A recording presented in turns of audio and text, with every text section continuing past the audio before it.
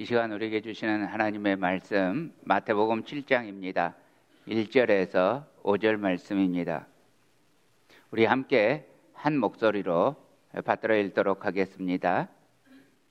비판을 받지 아니하려거든 비판하지 말라. 너희가 비판하는 그 비판으로 너희가 비판을 받을 것이요 너희가 헤아리는 그 헤아림으로 너희가 헤아림을 받을 것이니라. 어찌하여 형제의 눈 속에 있는 티는 보고 내 눈 속에 있는 들보는 깨닫지 못하느냐. 보라, 내 눈 속에 들보가 있는데 어찌하여 형제에게 말하기를 나로 내 눈 속에 있는 티를 빼게 하라 하겠느냐. 외식하는 자여, 먼저 내 눈 속에서 들보를 빼어라. 그 후에야 밝히 보고 형제의 눈 속에서 티를 빼리라. 아멘. 오늘 우리 이 말씀, 하나님의 말씀 전하기 전에 또 우리 중에 함께 예배하시는 이 귀한 분이 계십니다. 우리 어제 말씀 선포해 주셨죠. 필리핀에서 김영석 선교사님 부부가 이 자리에 함께 계십니다. 사모님은 어마어마한 분이세요. 사모님 성함은 박정희입니다. 자, 두 분 잠깐 자리에서 일어나 주세요. 환영의 박수 부탁드립니다.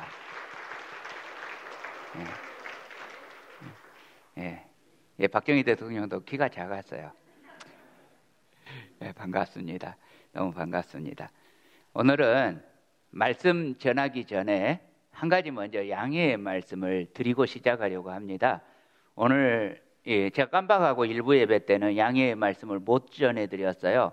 그랬는데 예배 마치고 나오는데 어떤 분이 저한테 목사님 오늘 말씀 좋았어요 이러시는 거예요.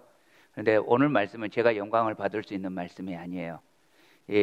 어제 이제 마지막으로 이 준비되었던 말씀을 다시 한번 보고 이렇게 수정하는데 너무 설교가 마음에 안 드는 거예요.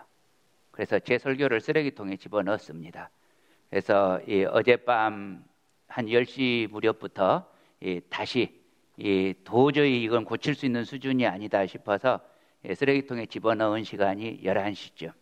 그리고 그때부터 다시 이 설교를 준비했는데 워낙에 짧은 묵상에 짧다 보니까 제 아이디어가 거의 없습니다. 그래서 오늘 말씀은 다른 분이 하나님에게서 받은 말씀입니다. 그리고 그분이 받은 게 한 3분의 2 정도, 제 것이 들어간 게 3분의 1 정도밖에 안 됩니다. 그래서 오늘 말씀에 혹시 가슴에 부딪히면 다른 목사님께서 하나님께 이렇게 잘 받은 말씀이라는 거 양해해 주시고, 그렇게 양해해 주시고 오늘 말씀 앞에 서 주셨으면 좋겠습니다. 그래서 우리 이주영 집사님이 요즘 목사님이 이 PPT를 안 보낸다고, 그 PPT를 만들어 달라고 이렇게 안 보낸다고, 제가 PPT까지 다 하고 나니까 3시였어요. 그래서 뭐 그 시간에 보내드려 봐야 안 될 것 같고, 그래서 그냥 대충 만들어 가지고 바로 부목사님께 보냈습니다. 그래서 너무 늦게 이렇게 준비되었어요. 그래서 제 입장에서는 몹시 말하자면 제 밥이 제대로 안 돼서 왕창 다른 데서 밥 부어다가 제 밥 그 재료하고 섞어 가지고 이렇게 버무렸기 때문에 제 입장에서는 좀 맛없다고 여겨지는데, 우리 그 일부 예배 때 드렸던 집사님은 너무 맛있었다고 이렇게 하셨습니다. 아무튼 양해를 부탁을 드립니다. 우리 잠깐 기도하고 시작하겠습니다. 하나님 아버지, 우리 주님 은혜를 찬송합니다. 우리 주님께서 우리들 예배의 자리에 서게 하시고, 또 우리 주님께서 이 예배 중에 거룩한 하나님의 말씀을 전달하게 하시니 감사합니다. 하나님 아버지, 오늘도 하나님의 말씀을 들고 이 부족하고 부족한 종이 우리 회중 앞에, 주님 앞에 섰습니다. 우리 주님께서 내 입술을 주장하여 주시고 내 심령을 주장하여 주시고, 오직 하나님의 거룩하신 말씀이 잘 운반될 수 있도록 지켜 주옵소서. 예수님의 이름으로 기도합니다. 아멘.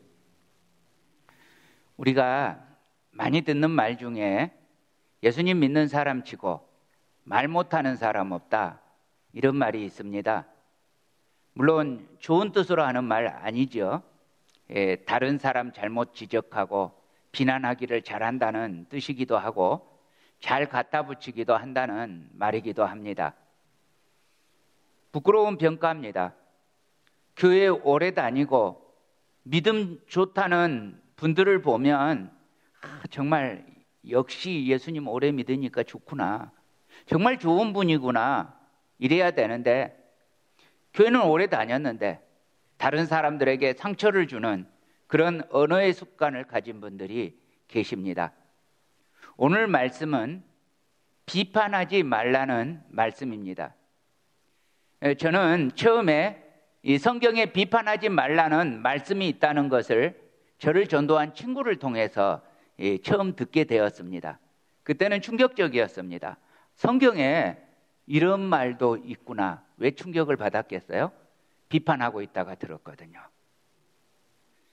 그래서 그때 이제부터는 비판하지 않고 살아야겠다 결심했습니다. 근데 결심했다고 비판 안 합니까? 비판하면 안 된다는 걸 알게 되었는데 그런데도 여전히 비판하면서 살고 있는 내 모습을 발견하는 것입니다. 여러분은 어떠십니까? 그런데 성경은 참 재밌어요. 성경은 되게 모순적이기도 해요. 자, 마태복음 7장 1절 말씀 보면요. 비판을 받지 아니하려거든 비판하지 말라. 성경은 분명히 비판하지 말라고 기록되어 있죠. 그런데 보세요. 6절 말씀입니다. 거룩한 것을 개에게 주지 말고 너희 진주를 돼지 앞에 던지지 말라.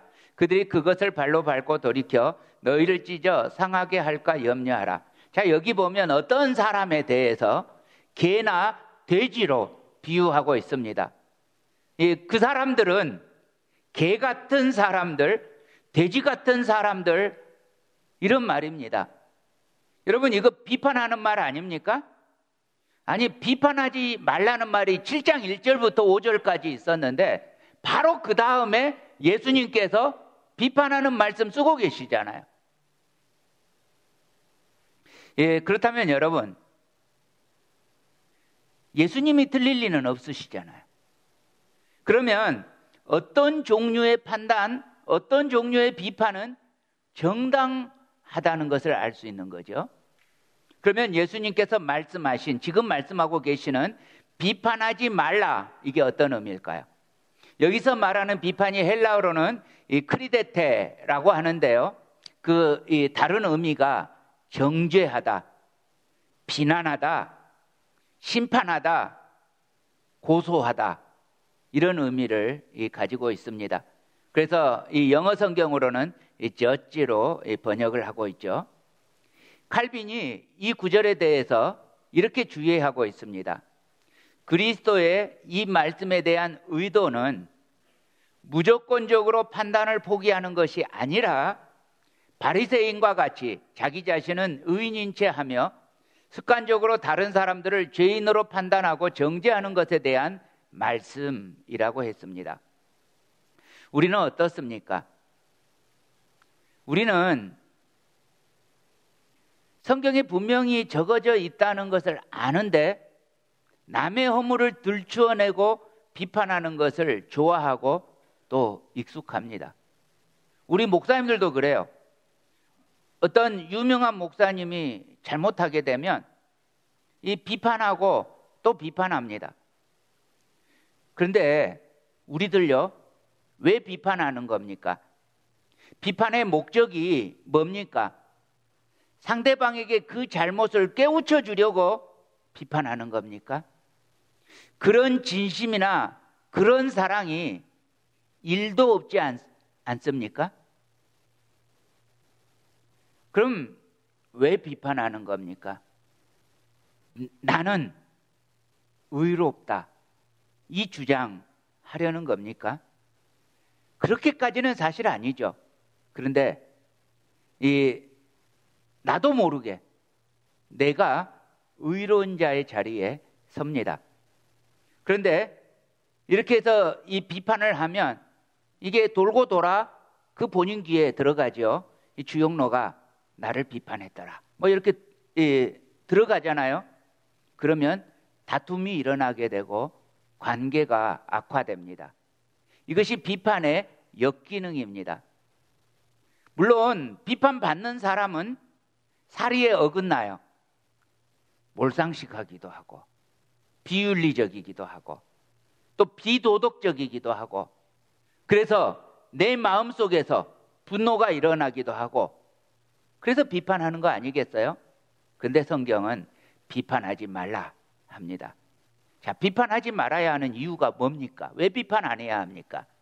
첫 번째로 우리들은요, 누구를 막론하고 다른 사람을 비판할 자격이 없어요. 자, 우리 야고보서 4장 11절 12절 함께 읽겠습니다. 시작. 형제들아, 서로 비방하지 말라.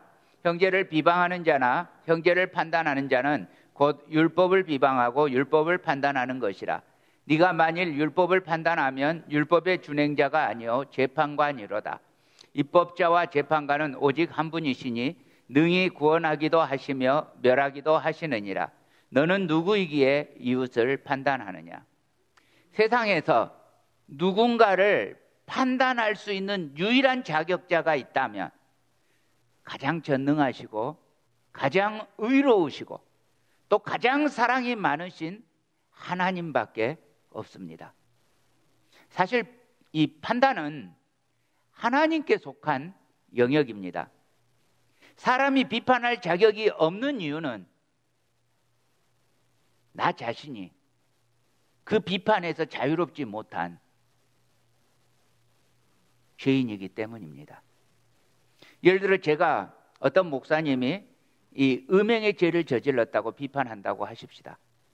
물론 나는 그 음행의 죄를 지금 안 저질렀다고 말하고 있는 것이겠죠.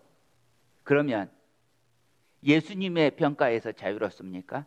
예수님은 마음의 음욕을 품은 자마다 이미 간음한 자라고 했는데 자유롭습니까? 아니거든요. 또 어떤 분이 제게 와서 그렇게 말씀하신 적이 있습니다. 이 아무개가 거짓말쟁이라고. 그런데 아주 심각하게 이야기하고 있어서 심각하게 듣고 있어야 되는데 갑자기 내 속에서 웃기는 거예요. 자기도 거짓말하면서.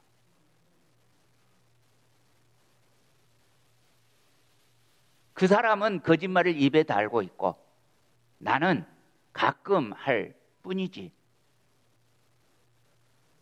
헬렌 집사님, 엄마 아빠에게 거짓말 해보셨습니까? 다시요. 해보셨습니까? 예. 머리카락으로 눈을 가리세요. 예. 예. 우리 자유롭지 않아요. 자격이 없단 말이죠. 죄인이란 말이죠. 자, 두 번째요. 남을 비판하는 것은 사실은 나 자신을 정죄하는 겁니다. 자, 로마서 2장 1절입니다. 우리 함께 읽습니다. 그러므로 남을 판단하는 사람아, 누구를 막론하고 네가 핑계하지 못할 것은 남을 판단하는 것으로 네가 너를 정죄함이니 판단하는 네가 같은 일을 행함이니라. 여러분, 나의 죄는 주홍빛보다도 붉어요. 나의 죄는 내 머리카락보다 많아요. 전윤아 집사님 안 계시네요. 일부 예배 드리셨죠? 전윤아 집사님 좀 머리카락 수가 적으니까. 제가 적은 건가요? 많죠. 제 아들이 어렸을 적에 아빠 머리카락이 몇 개인 줄 알아? 머리카락이 20, 30만 개 정도 있대요. 예. 물론 그렇게 못 되는 분도 있겠죠. 예. 우리 그 많은 죄, 심지어 내가 기억도 못하는 죄, 그 죄를 예수님이 어떻게 하셨어요? 십자가에서 대신 져주셨어요.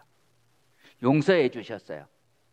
내가 아직도 죄인일 때, 내가 그 죄에 대해서 인식하고 내가 죄를 지었습니다 라고 말도 하기 전에 예수님께서 이미 내가 아직 죄인이었을 때 나를 위하여 십자가를 지심으로써 하나님의 사랑을 확증하셨어요. 십자가는 거룩하신 하나님의 의와 한없이 쓰신 하나님의 사랑이 만났던 장소예요. 그곳에서 우리의 죄가 해결되었습니다. 그리고 우리 주님께서 우리에게 이런 말씀을 하셨어요. 누가복음 9장 23절 우리 함께 읽습니다. 시작. 또 무리에게 이르시되 아무든지 나를 따라오려거든 자기를 부인하고 날마다 제 십자가를 지고 나를 따를 것이니라. 여러분, 예수님 따르고 싶으시잖아요. 진심이잖아요. 안 그래요? 진심으로 예수님 따르고 싶잖아요. 근데 예수님 따르려면 어떻게 한다고요? 자기를 부인하고 그 다음에요, 자기 십자가를 지고. 여기서 어떤 분이 이런 말씀을 하세요. 여기 이광열 집사님하고 이명숙 집사님이 계시는데 지금부터 하는 말은 사실이 아닙니다. 자, 이명숙 집사님이 어느 날 나한테 와가지고, 이게 사실이 아니라고 지금 미리 전제해서요, 그냥 예를 들었을 뿐이에요. 예, 저한테 와가지고, 목사님, 내가 이런 남편하고 살려니까 정말 속이 상합니다.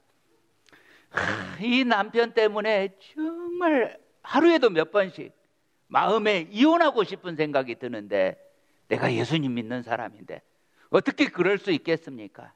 내 십자가라고 생각하고 그냥 살겠습니다. 십자가는 그렇게 하는 건 십자가가 아니에요. 십자가는 내가 그 죄를 대신 지는 거예요. 그렇잖아요. 내가 그 죄를 대신 감당하는 거예요. 내가 그 사람의 허물을 감싸주는 거예요.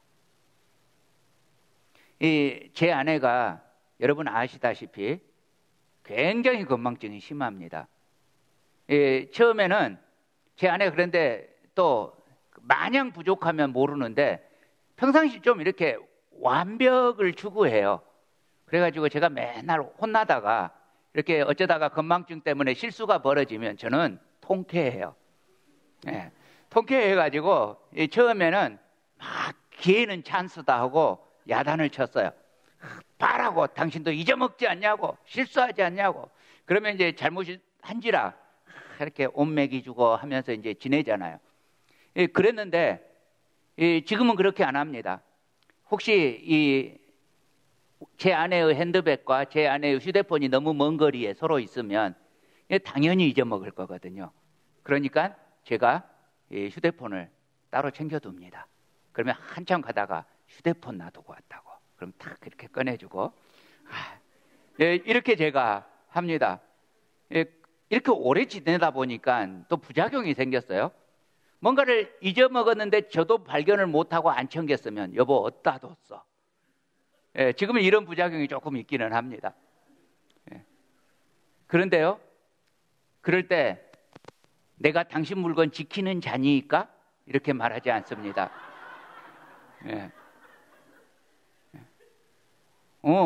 내가 못 봤어, 미안해, 이렇게 말합니다. 그러면 아무 문제가 없어요. 때로는 이 차를 돌려서 가야 할 상황이 벌어질지라도 제 아내의 약점을 담당하라고 하나님께서 저를 제 아내에게 주셨어요. 저의 약점을 담당하라고 하나님께서 제 아내를 주셨어요. 부부간에 한 몸인데 한 몸끼리 싸워봐야 좋을 일이 뭐가 있겠습니까? 그렇죠? 자, 혹시 부부끼리 앉아 계신 분 지금 손을 잡아주시기 바랍니다. 다른 사람 안 보여줘도 좋아요. 조용히 부부끼리 손을 잡고, 자, 부부끼리 앉아있는 분만 지금 특권을 드립니다. 잡으셨어요? 자, 남편이 아내에게 꼭꼭꼭 해주세요. 자, 아내가 남편에게 꼭꼭. 자, 사랑해, 나도.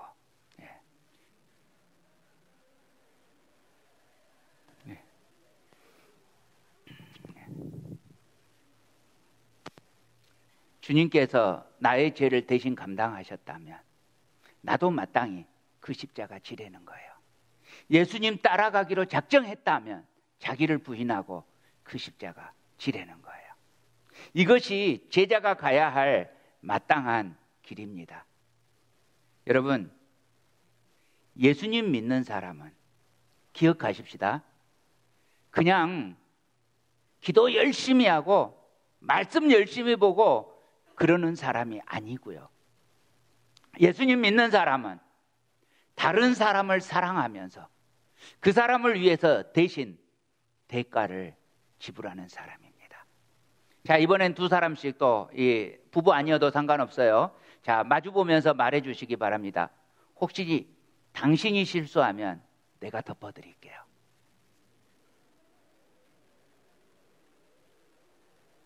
할렐루야. 자, 세 번째요. 이 남을 비판하면 그 비판이 나에게로 돌아옵니다. 자, 마태복음 7장 2절 우리 함께 읽습니다. 너희가 비판하는 그 비판으로 너희가 비판을 받을 것이요 너희가 헤아리는 그 헤아림으로 너희가 헤아림을 받을 것이니라. 혹시 다른 사람으로부터 비판을 받아본 경험이 있으신 분? 예, 다른 사람이 나를 비판한 것을 들은, 돌아가서 들었던 누군가가 내 험담을 했었다. 경험 있으신 분? 오, 상당히 적으시네요. 좀 높이 들어보세요. 많군요. 예, 아마도 거의 대부분일 거예요. 그렇죠? 자, 남이 비판을 했다는 것을 들었을 때 기분이 좋으시던가요? 아니죠. 화가 나기도 하고 슬프기도 하고 억울하기도 하고 기분이 몹시 상할 거예요. 자, 비판을 받지 않으려면 어떻게 하시라고요? 비판하지 말라. 비판은 메아리와 같아요. 그래서 나쁜 놈 하면 놈. 네. 부메랑과 같아요. 나쁜 놈 하고 던지면 나쁜 놈 하고 와요. 네. 잠언 18장 21절입니다. 죽고 사는 것이 혀의 힘에 달렸나니 혀를 쓰기 좋아하는 자는 혀의 열매를 먹으리라. 우리 사람의 혀가 살리는 권세도 있고 죽이는 권세도 있다고요. 칭찬을 못해줄 망정 비판해서는 안 된다고요. 우리 속담에 이런 속담이 있어요. 남말은 새가 듣고 반말은 쥐가 듣는다. 무슨 말이에요? 반드시 전달된다. 그래서 누군가를 비판하면 그 사람 없다고 안심하지 마시고 지금 반드시 돌아서 그 사람에게 전달되고 그 사람이 뿔이 이따만큼 나가지고 나한테 오거나 안 오더라도 속에서 두고 보자. 이런 마음이 들 거라고요. 또 발 없는 말이 천리를 간다. 반드시 돌고 돌아올 것입니다. 내가 악의 없이 뱉는 비판의 말이라 할지라도 당사자의 귀에 들어가고 그러고 나면 어떻게 돼요? 큰 소동이 일어날 거예요. 우리가 누군가를 보고 그 허물을 덮어주지 않고 비판한다는 것은 사실은 내 안에 사랑이 없다는 증거잖아요. 사랑한다면 비판할 리 없잖아요. 부모가 자식을 비판하지 않잖아요.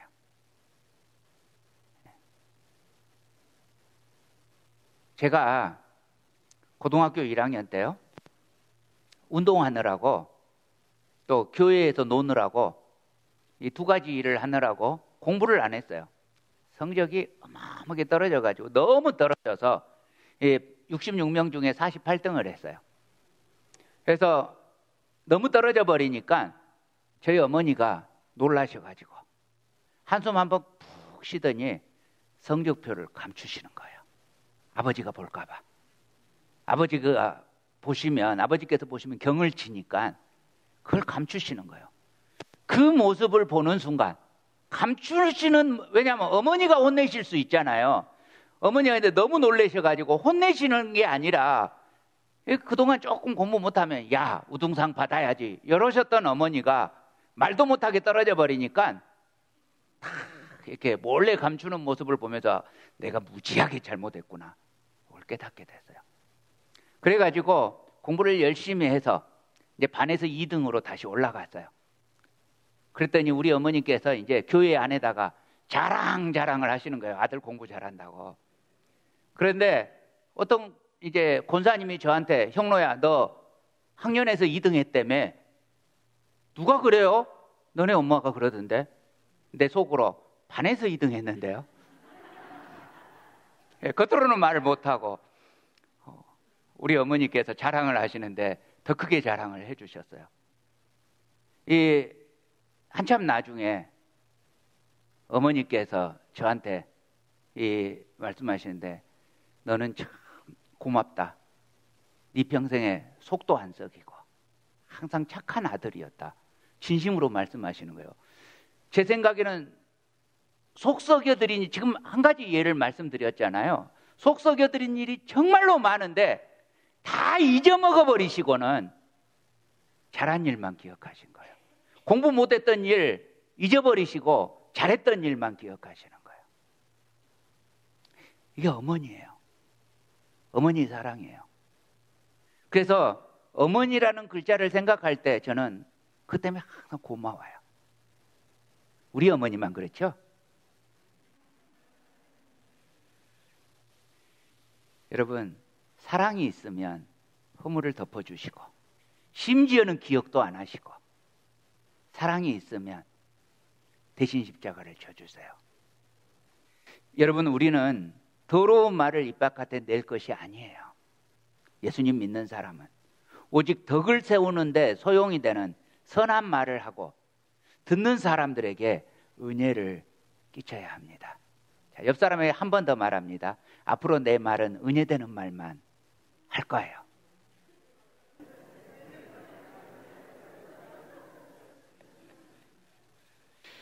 왜 그렇게 자신 없는 표정을 지으시는지 다시 한번요. 자, 약속합니다. 나는 앞으로 은혜되는 말만 할 거예요.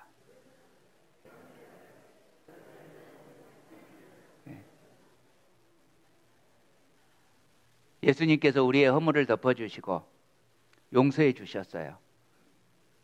우리가 허물과 죄로 죽었었는데 다시 살아날 수 있게 된 것이 우리 주님의 죄 용서의 은총을 입었기 때문 아닙니까? 예수님께서 그렇게 구원받은 우리에게 요구하시는 게 무엇입니까? 너도 가서 그같이 행하라. 자, 누가복음 6장 37절 38절 함께 읽습니다. 비판하지 말라. 그리하면 너희가 비판을 받지 않을 것이요. 정죄하지 말라. 그리하면 너희가 정죄를 받지 않을 것이요. 용서하라. 그리하면 너희가 용서를 받을 것이요. 주라. 그리하면 너희에게 줄 것이니 곧 후히되고 누르고 흔들어 넘치도록 하여 너희에게 안겨주리라. 너희가 헤아리는 그 헤아림으로 너희도 헤아림을 도로 받을 것이니라. 아멘. 예전에 저 어린 시절에 이 뒤의 말씀 기도 시간에 참 많이 들었어요. 우리 장로님들이 대표 기도하실 때 예전에 제 모교의 장로님들이 정말로 많이 인용하셨어요. 주여 누르고 흔들어 넘치도록 복을 주옵소서. 근데 이게 어쩔 때 받는 복이에요? 비판하지 않을 때, 정죄하지 않을 때, 용서할 때. 큰일 날 뻔했습니다. 용서할 때, 그리고 줄 때. 그러면 주시는 복이에요. 본문은 우리가 싸워야 할 싸움이 무엇인지 그것을 명백하게 가르쳐 줍니다. 3절에서 5절입니다. 어찌하여 형제의 눈 속에 있는 티는 보고 내 눈 속에 있는 들보는 깨닫지 못하느냐. 보라, 내 눈 속에 들보가 있는데 어찌하여 형제에게 말하기를 나로 네 눈 속에 있는 티를 빼게 하라 하겠느냐. 외식하는 자여, 먼저 내 눈 속에서 들보를 빼어라. 그 후에야 밝히 보고 형제의 눈 속에서 티를 빼리라. 많은 사람이 어떻게 살아요? 날마다 자기 자신과 싸우려고 하지 않고요, 상대방만 고치려고 해요. 와이프는 남편 고치려고 들고, 남편은 와이프 고치려고 들고. 사람을 고치려는 싸움만 합니까? 환경을 고치려는 싸움도 합니다. 그런데 문제가 뭐냐면 정작 진짜로 힘써야 할 나 자신을 고치려는 싸움을 안 하는 거예요. 우리가 힘써 싸워야 할 싸움은 내 마음에 들지 않는 누군가를 고치려는 게 아니고 나 자신을 고치는 싸움을 해야 합니다. 남의 눈에 티를 빼려는 싸움이 아니고 내 눈에 있는 들보를 빼내는 싸움을 싸워야 합니다. 우리가 상대방을 고치려는 싸움에 열중하는 까닭이 뭐예요? 나는 옳다는 거예요. 자기 눈에 있는 들보는 문제 삼지 않고 남의 눈에 있는 티가 문제라고 생각합니다. 자기에 대해서는 한없이 관대한데 남에 대해서는 티에 해당하는 사소한 것도 그냥 넘어가려고 하지 않아요. 우리가 남을 비판하기 전에 먼저 해야 할 게 뭐예요? 나 자신의 허물을 살피는 거예요. 자기 눈에 있는 들보를 인식하고 빼내는 것입니다. 우리가 판단에 대해서 어떤 사람이 돼야 되는 거예요? 자기 자신에 대해서는 엄격하게 판단해야 돼요. 다른 사람에 대해서는 용납하고 받아들여줘야 돼요. 그런데 대부분의 사람들이 거꾸로 해요. 자기 자신에게는 관대한데 남에게 대해서는 엄격해요. 자기에게 엄격하고 남에게 관대한 사람이 허물을 보고 비판할 리가 없잖아요. 비판하기 전에 자기 허물을 먼저 살펴볼 거 아니에요. 남에게 엄격한 잣대를 들이대는 사람이 아니라 자신에게 엄격한 잣대를 들이대는 그런 성도가 되시기를 축원합니다. 한 여자가 현장에서 간음하다가 붙잡혔어요. 무리들이 돌을 들어서 그 여자를 치려고 하죠. 예수님께서 말씀하십니다. 뭐라고 말씀하세요? 너희 중에 죄 없는 자가 돌을 들어 쳐라. 이 말씀에 돌로 치려던 무리들이 어떤 반응을 보여요? 한 사람씩 그 돌을 내려놓고 그 자리를 떠나는 것입니다. 왜요? 자기에게 그런 죄가 있다는 것을 발견하게 된 거예요. 저는 오늘날 우리 성도들에 대해서 조금 걱정이 있습니다. 자, 이런 사건이 오늘날 다시 벌어졌고 예수님이 오셔가지고는 너희들 중에서 죄 없는 자가 돌로 치라. 예수님이 좀 방정맞게 말씀하셨네요. 그럴 때 누군가가 돌로 탁 칠까 봐 걱정됩니다.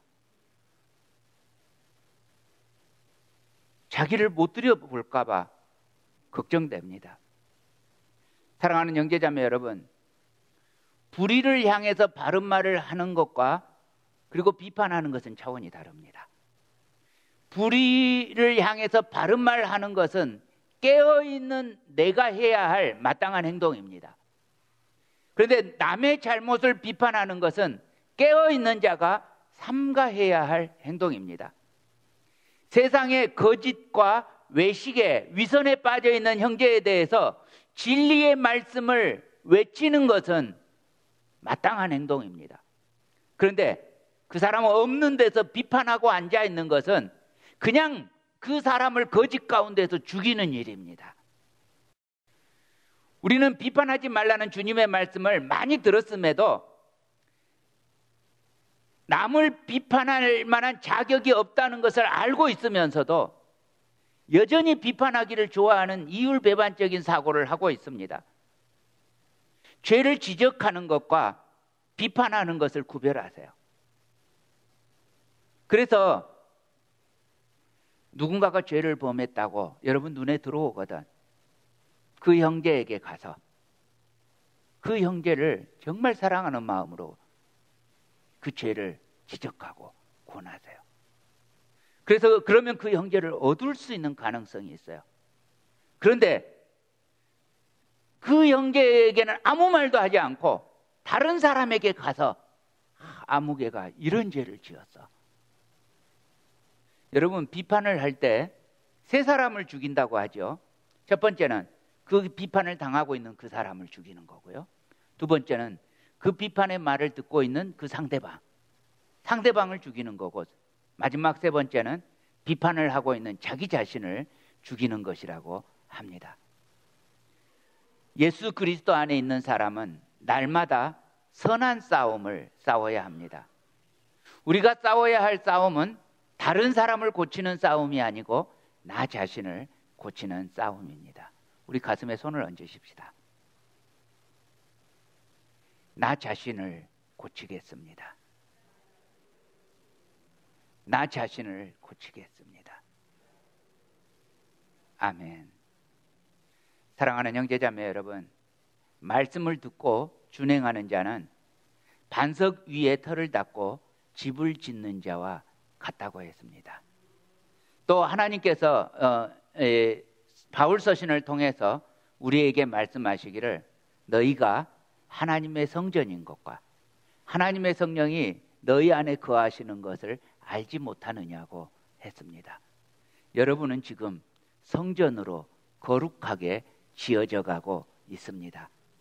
이 성전이 반석 위에 잘 지어져서 비가 오고 물이 나고 바람이 부딪혀도 넘어지지 않는 굳건한 터 위에 세워지는 그런 성전이 되어야 할 것입니다.